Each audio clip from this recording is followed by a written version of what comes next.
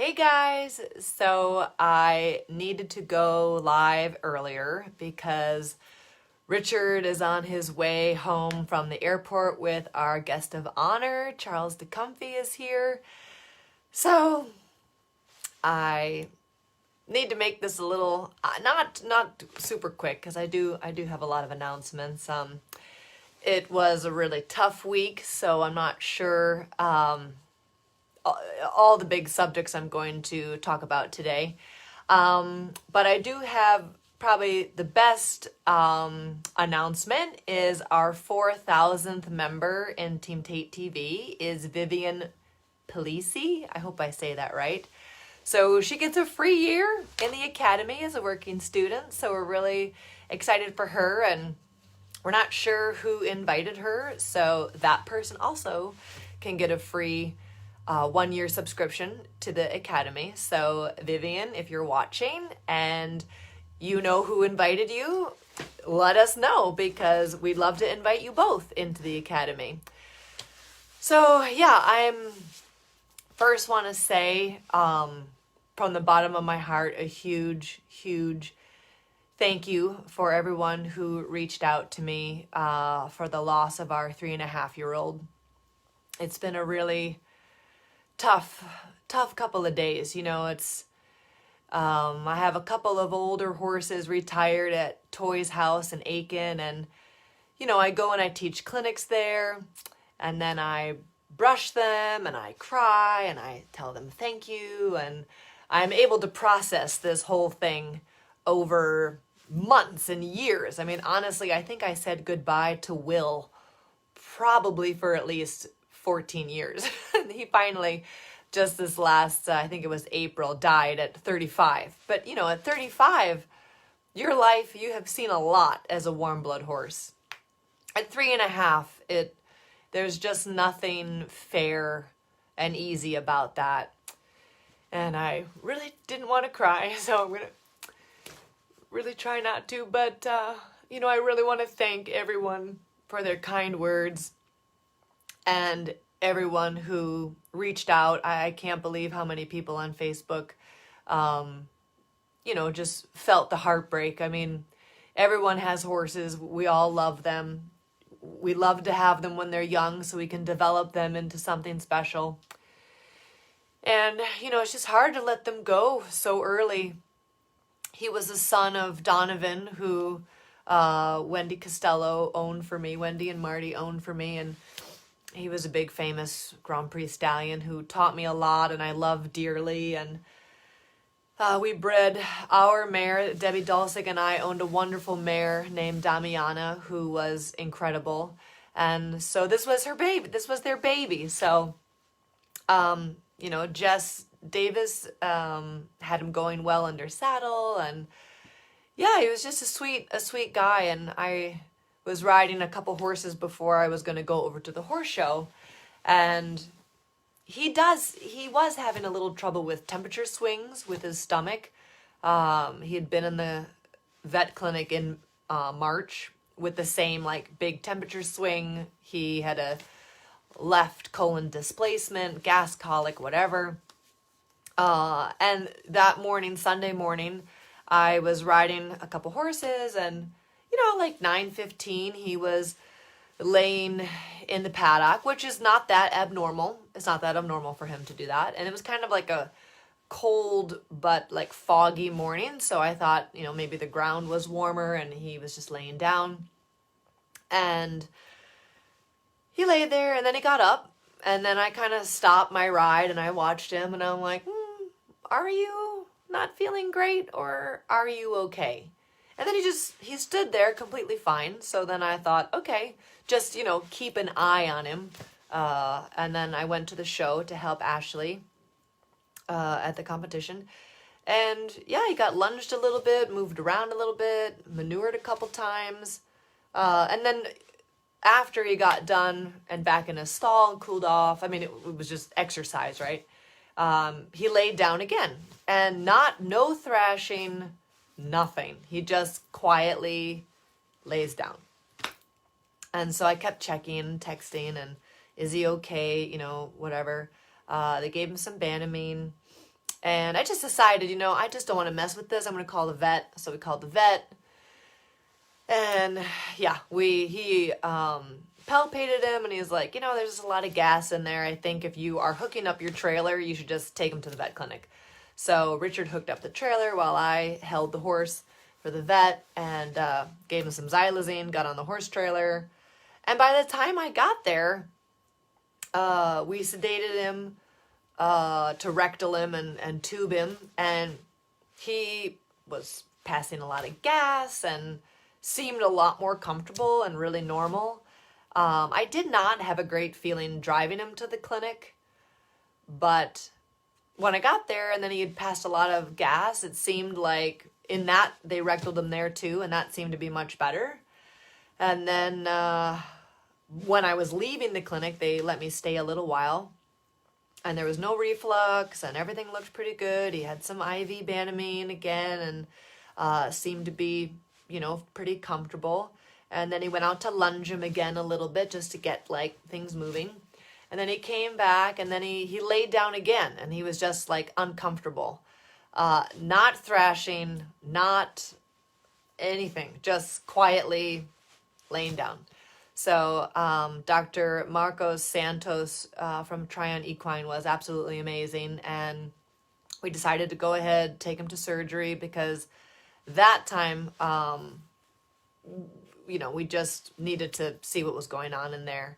And the rectal had changed. He had gotten a lot more gassy. So there clearly was some kind of twist or something. So, he's in the middle of surgery, and they called me and showed me his intestines, and it had done like a complete 360-degree twist, and it had cut off the circulation and was not looking great.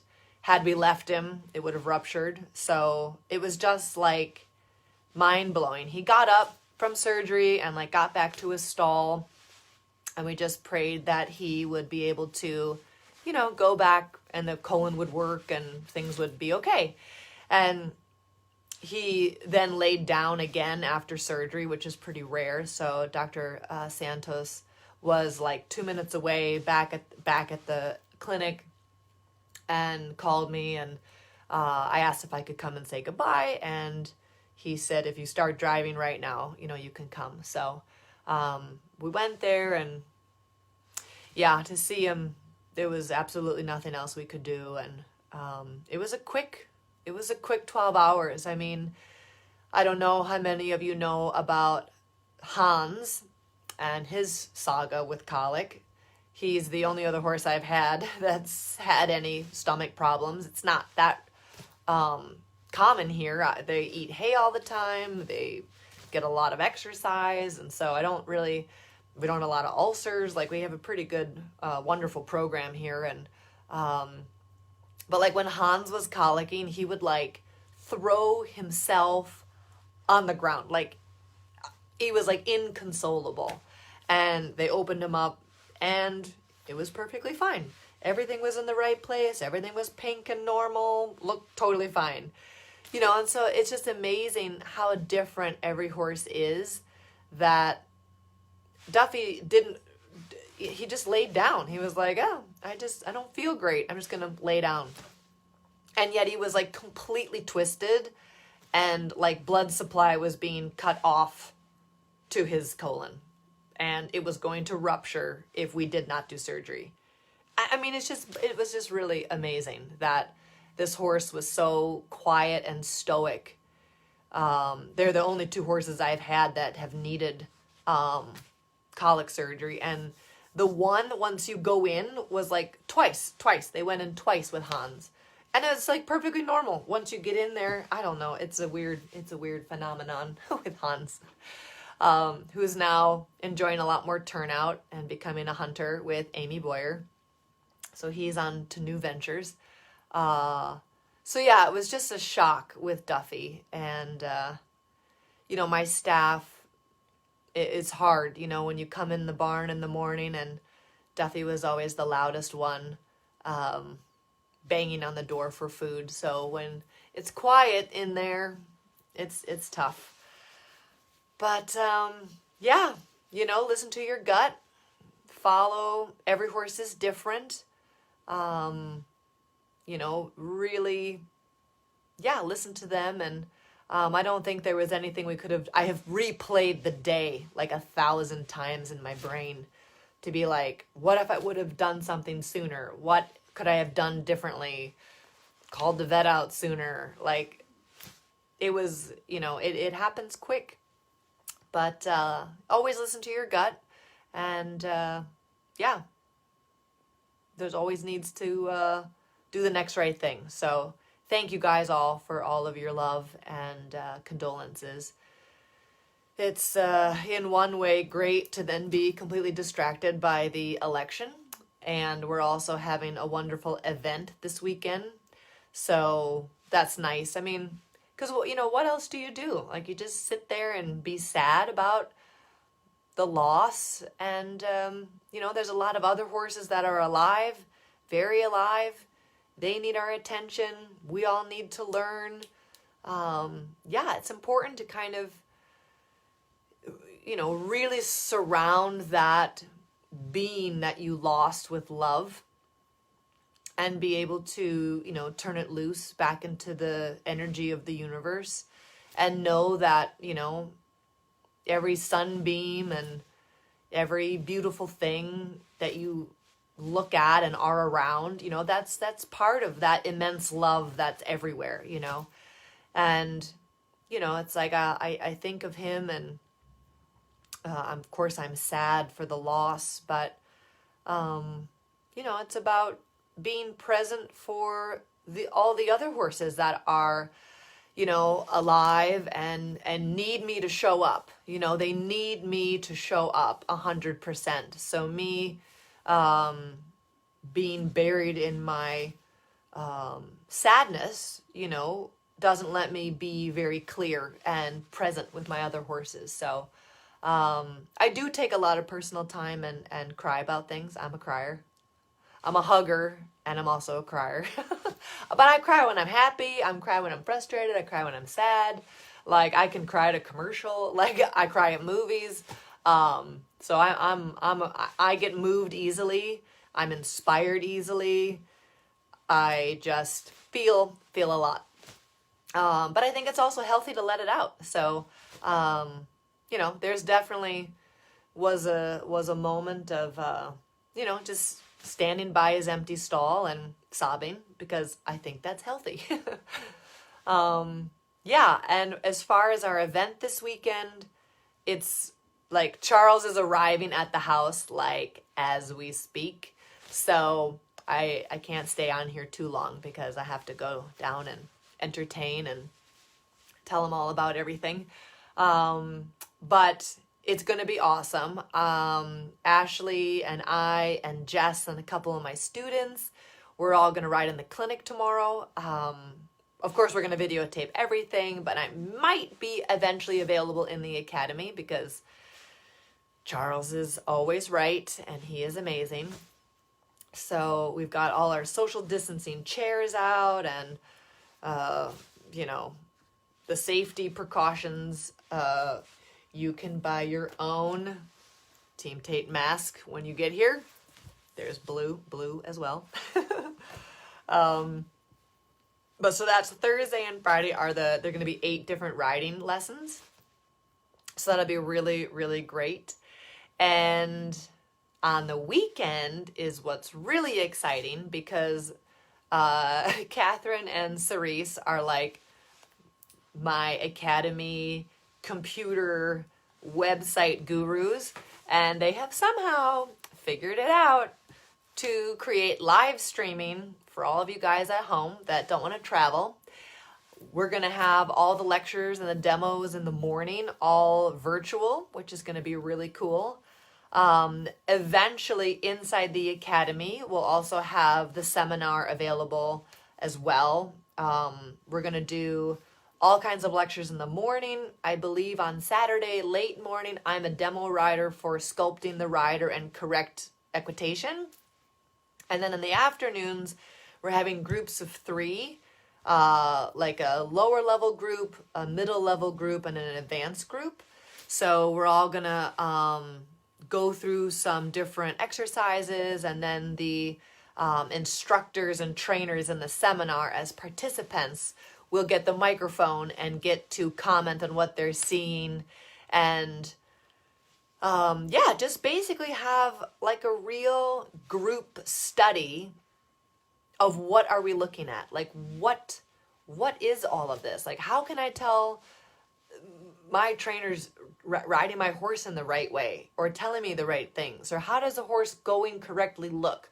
What do I look for? And as an instructor, like, where do I start? Like, how many times have all of us been like, I'm going to teach a lesson and I don't even know like where to begin? Well, you will learn that. One of my most favorite things about Charles is his methodology that he teaches. Everything seems to make so much sense when he talks about it. And the importance of the rider's equitation is huge.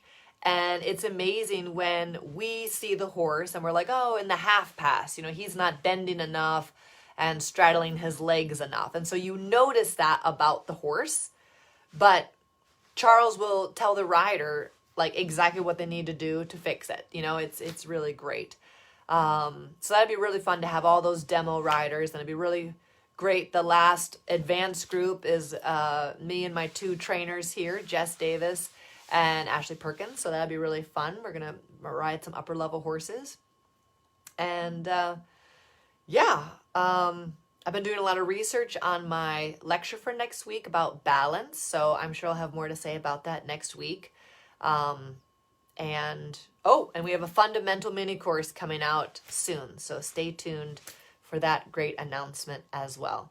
But anyway, I just really wanted to jump on here quick and tell everybody thank you so much from the bottom of my heart for all your condolences for our young boy and the loss of him. And I wish I could reach out and give Wendy and Marty a hug, because I know they loved him, and they raised him on their farm, and he was born there, and we all had high hopes. But you know, sometimes I guess God needs them more than us. So hug all your horses, enjoy the day, patience and kindness during this election time. And I might even go live this weekend when I'm in a little more inspired mood, and Charles isn't waiting for me at the house. So anyway, I'll see you guys soon. Take care and make it a great night, guys. Thanks for joining. Bye.